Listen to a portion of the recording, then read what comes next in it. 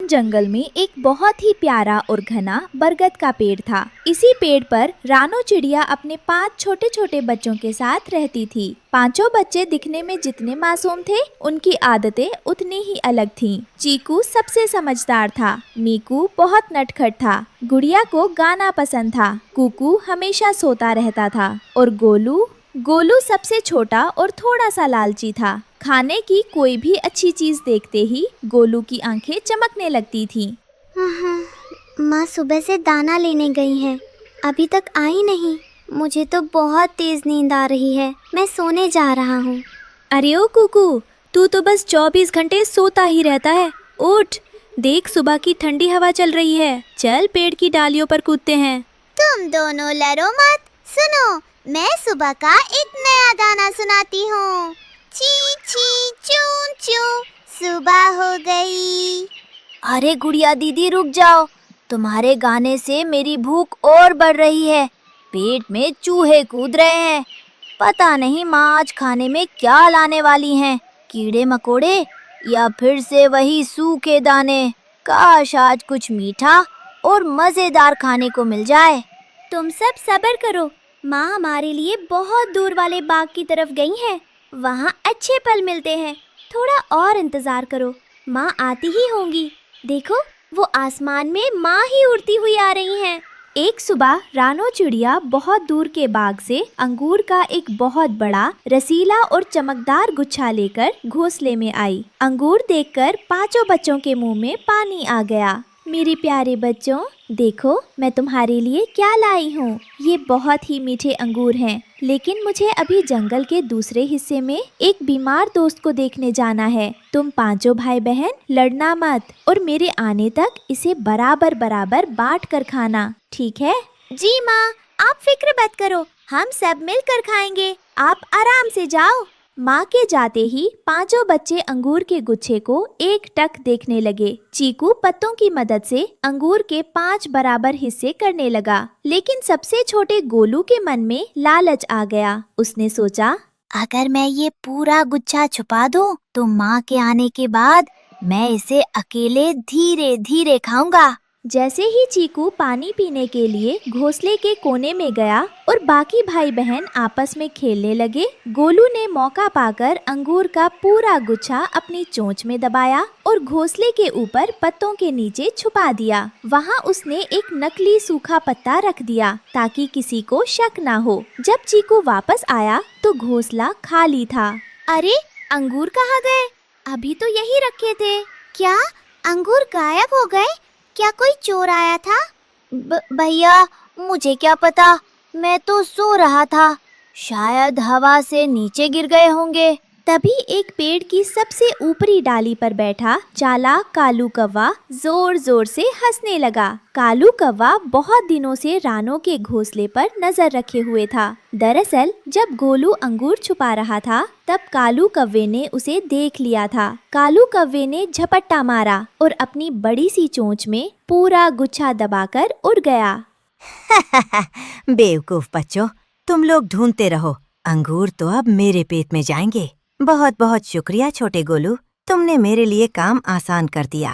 कौवे की बात सुनते ही सब समझ गए कि ये सब गोलू की वजह से हुआ है। गोलू का झूठ पकड़ा जा चुका था। चीकू, मीकू, गुड़िया और कुकू ने गोलू की तरफ देखा। गोलू का सिर शर्म से झुक गया। उसकी आंखों से टप टप आंसू बहने लगे। वो जोर जोर से रोने लगा। मुझे माफ कर दो भैया, मुझे माफ कर दो। मेरे मन में लालच आ गया था, मैं अकेले सारा अंगूर खाना चाहता था। मेरी वजह से हम सब का खाना चला गया। अब माँ आएगी तो मैं उन्हें क्या मुंह दिखाऊंगा।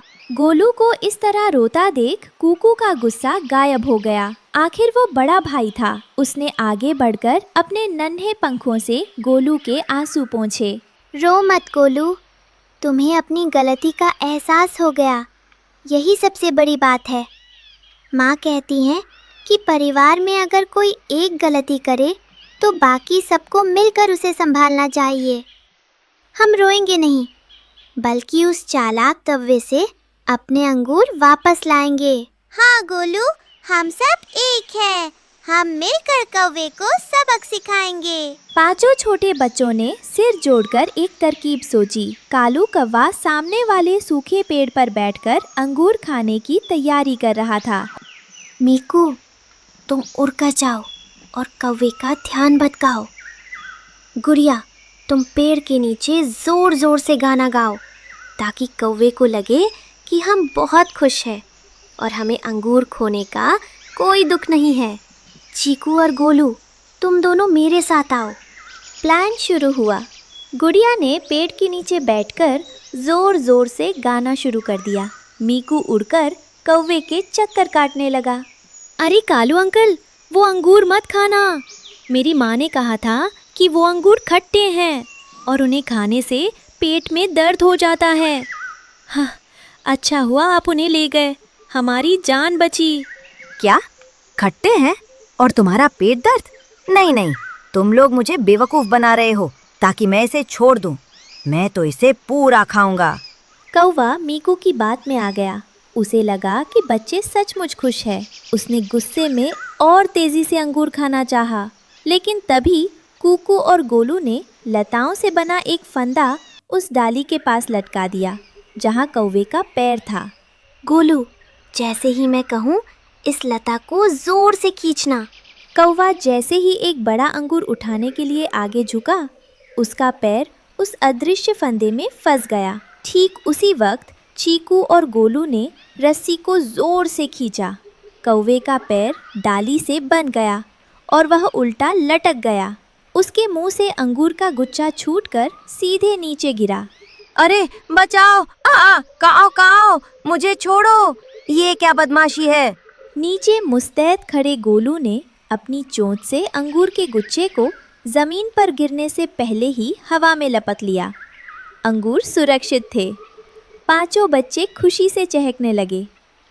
कौवे को तड़पता देख गोलू को उस पर तरस आ गया। गोलू ने चीकू से कहा कि अब कौवे को छोड़ देना चाहिए क्योंकि उसे सबक मिल चुका है। चीकू ने फंदा ढीला किया और कौवा डर के मारे वहाँ से भाग गया। ठीक उसी समय रानो चिड़िया आसमान से उड़ती हुई घोंसले में वापस आई। उसने देखा कि पांचों बच्चे घोंसले के बाहर एक साथ बैठे हैं और उनके बीच में अंगूर का गुच्छा रखा है जिसमें से कुछ अंगूर कम है। अरे मेरे बच्चों, तुम सब ठीक तो हो? और ये अंगूर कुछ कम क्यों है? क्या तुम लोगों ने लड़ाई की? गोलू आगे बढ़ा और उसने माँ के पैर पकड़ लिए। उसकी आंखों में इस बार सच्चाई के आंसू थे। नहीं माँ, किसी ने लड़ाई नहीं की। गलती मेरी थी। मेरे मन में लालच आ गया था और मैंने इसे छुपा दिया था, जिसकी वजह से कौवा इसे ले गया था। लेकिन मेरे इन प्यारे भाई बहनों ने मुझे डांटने के बजाय मेरा साथ दिया, मुझे माफ़ किया और हम सब ने मिलकर कौवे से ये अंगूर वापस लिए। माँ, मुझे समझ आ गया कि लालच करने से सब कुछ खो जाता है। रानो चिड़िया की आंखें भर आई। उसने अपने पांचों बच्चों को अपने पंखों के घेरे में ले लिया और गले से लगा लिया। वह रोते हुए मुस्कुरा रही थी। मुझे तुम पर गर्व है गोलू कि तुमने अपनी गलती मानी और मुझे खुशी है कि मेरे बच्चों में इतनी एकता है। जब तक तुम लोग इस तरह एक दूसरे का साथ दोगे, दुनिया की कोई ताकत तुम्हें हरा नहीं सकती। लालच करने से हमेशा अपना ही नुकसान होता है। असली खुशी और ताकत आपस में मिल बांट कर रहने और एक दूसरे का साथ निभाने में है। रानो चिड़िया अपनी माँ के पास गई हुई थी। वो अपने पति को फ़ोन करती है। कुकू और गुड़िया कैसे हैं? वो कहाँ हैं? मेरे पास ही बैठे हुए हैं। बहुत शरारतें करते हैं। मुझे तो पागल कर दिया इन बच्चों ने। माँ की तबीयत अब ठीक है? आप कल आकर मुझे ले जाएं। पापा चिड़िया ने अभी फ़ोन रखा ही था कि कुकू पूछता है, पापा, मम्मा क्या कह रही थी? आपकी नानो की तबीयत अब पहले से बेहतर है। कल मैं आपकी मम्मा को लेने जाऊंगा। मैं भी साथ जाऊंगी नानो के पास। मैं वहाँ घूमने नहीं जा रहा बेटी। सुबह को जाऊंगा और शाम को वापस आ जाऊंगा। पापा, गुड़िया को घर छोड़ जाना, मुझे ले जाना अपने साथ। आप दोनों घर में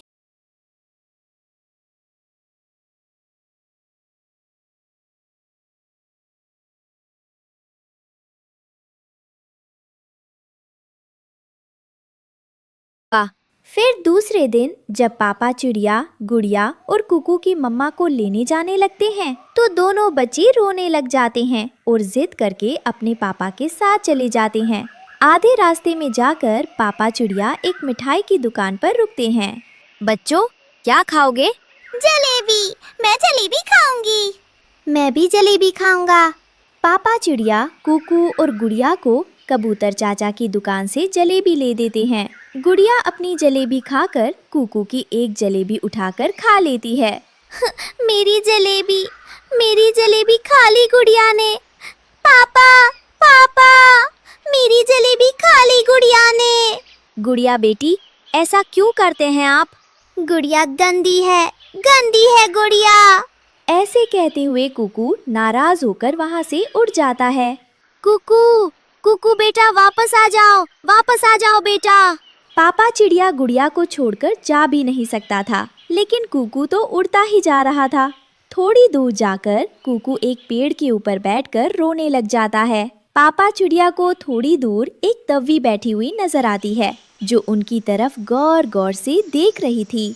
कौवी, मेरी बेटी के पास बैठना थोड़ी देर। मेरा बेटा नाराज होकर चला गया है, मैं उसे लेकर आता हूँ। जल्दी जाओ जल्दी, वहाँ सामने चील बैठी हुई है, वो खा लेगी तुम्हारे बेटे को। पापा चिड़िया गुड़िया को गोरी कौवी के पास बिठाकर कुकू के पीछे जाता है। कुकू बेटा, आप यहाँ आकर बैठ गए हो, हमें देर हो रही है, क्या नानू के पास नहीं जाओगे? जाऊंगा, लेकिन वो गुड़िया की बच्ची हर बार मेरी चीज खा लेती है। अच्छा, अब चलो, फिर नहीं खाएगी वो आपकी चीज। पापा चिड़िया कुकू को साथ लेकर वापस आता है तो वहाँ ना गुड़िया थी और ना ही वो कौवी। पापा चिड़िया परेशान हो जाते हैं। गुड़िया कहाँ हो आप? कहाँ हो? पापा चिड़िया गुड़िया को आवाज देता है, लेकिन गुड़िया कहीं भी नहीं थी। कुकू बेटा, ये सब आपकी वजह से हुआ है। वो कौवी गुड़िया को न जाने कहाँ ले गई है। कुकू रोने लग जाता है। गुड़िया बहन, आप कहाँ चली गई हो? दूसरी तरफ लालची गोरी कौवी और कालू कौवा गुड़िया को अगवा करके अपने घर ले आते हैं। उन्होंने पहले गुड़िया को चील को बेचने का सौदा किया था, लेकिन ऐन वक्त पर काली बिल्ली उन्हें ज्यादा पैसों का लालच दे देती है। कालू, चील को छोड़ो, काली बिल्ली हमें ज्यादा पैसे दे रही है। मैं इस चिड़िया की बच्ची को लेकर सीधे काली बिल्ली के पास जा रही हूँ। तुम यहीं रुको और चील को संभालो।